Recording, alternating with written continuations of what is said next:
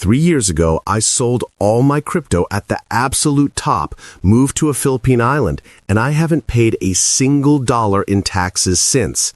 Stick with me, because I'm about to show you exactly how I did it, where I live, my real monthly expenses, the new 2025 laws that can get you in massive trouble, and the one mistake that already wiped out 3 crypto retirees I know this year. Hit that like button right now if you ever dreamed of waking up to this view with no tax bill, no boss, and no winter ever again. Let's dive in. Let's start at the very beginning, because nobody believes this story when they first hear it. Picture 2016. I'm a 29-year-old English teacher in Saigon, making $1,200 a month, living on $2 pho and warm beer Saigon, riding a beat-up Honda Wave that broke down every week. I had $37,000 saved, literally my entire life savings, and I put every penny into Bitcoin when it was $900 and Ethereum when it was $11. I still have the screenshots. I still have the panic attacks I had every single day for 5 straight years, watching the price crash in 2018, watching my net worth drop 93%, telling myself this is fine while eating instant noodles for dinner. Then 2021 happened. One morning I woke up and my phone said 2.9 million USD. Not pesos, not some meme coin, cold, hard, transferable US dollars. I sat on the edge of my bed in Vietnam and cried like a baby for 20 straight minutes. I knew right then the normal life was over forever. So why the Philippines and not Dubai, not Portugal, not Puerto Rico, not Malaysia? Simple. In 2025, the Philippines is still the only country on earth where a non-citizen pays literally 0 capital gains tax on crypto if you're smart about it, meaning no local taxes on foreign-sourced gains as long as you're not running a business here.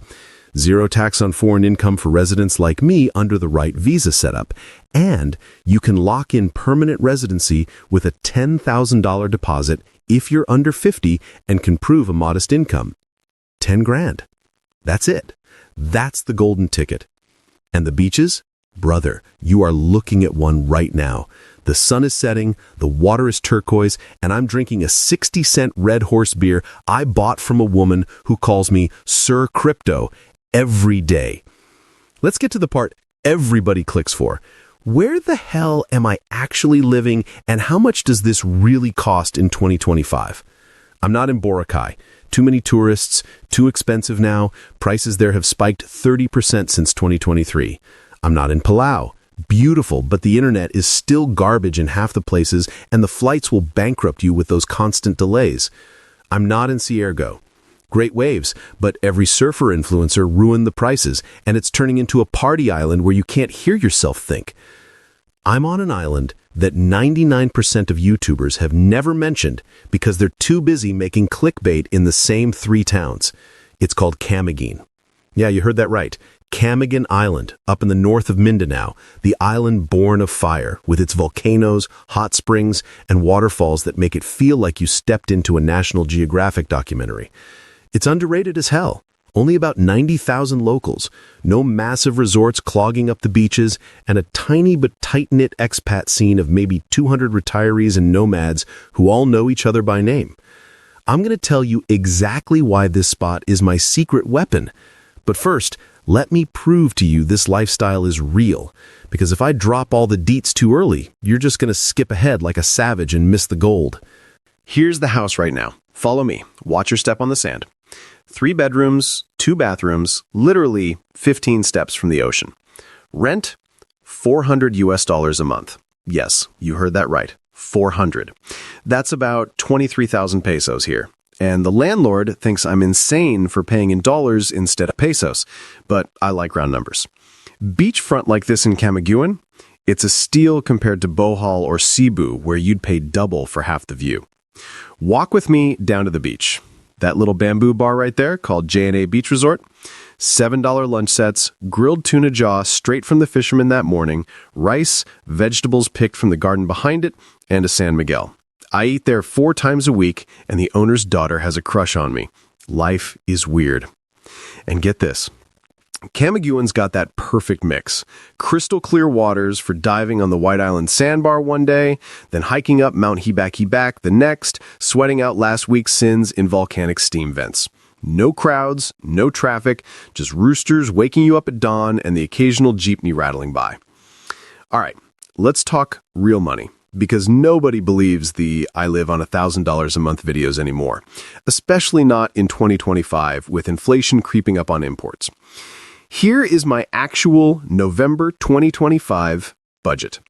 Rent and utilities with solar panels I installed myself and Starlink for backup because the local fiber cuts out during typhoons, $520. Electricity here runs cheap with the sun all year, about 8 pesos per kilowatt hour. Food, half street food like those tuna lunches, half Western groceries from the ferry over to Cagayan de Oro, $380. Fresh mangoes for 20 pesos a kilo, imported cheese if I'm feeling fancy at $500 a pound. Helper, who cooks adobo like a boss and cleans 5 days a week, $160.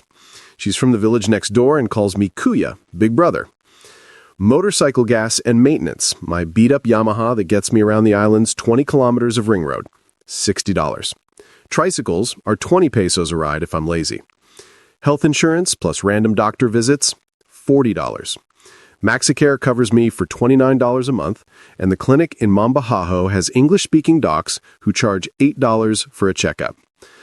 Diving twice a week because I'm addicted to those World War II wrecks off the coast, $240.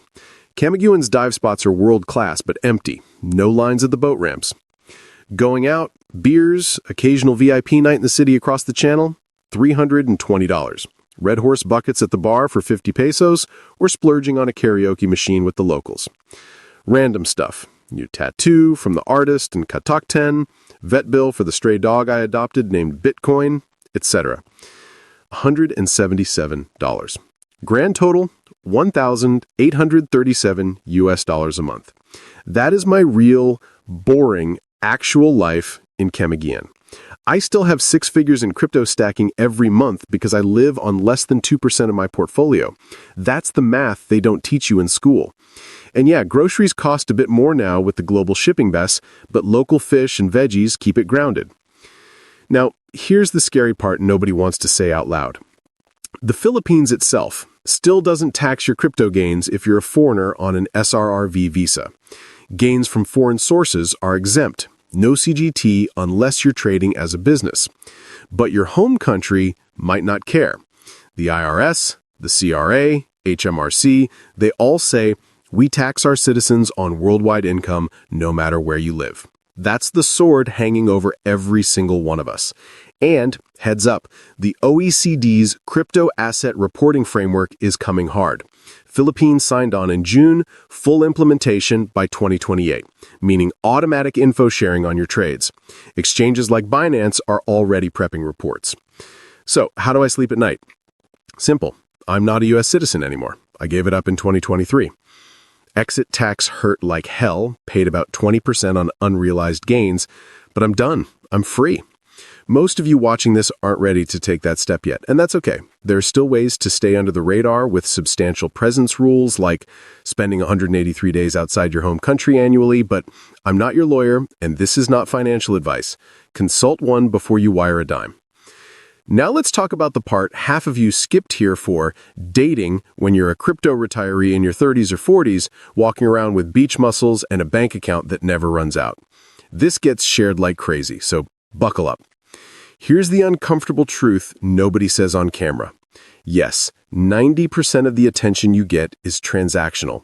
Girls here see a foreigner, especially one with a tan from fixing solar panels shirtless, and the first thing they think is exit strategy. That's not evil, that's survival. Most of these girls grow up with parents making $300 a month in a sari-sari store.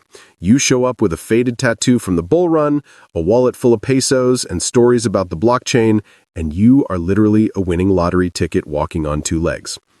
In Camiguin, it's subtler than in Boracay, no go-go bars, just church on Sundays and fiestas, but it's there.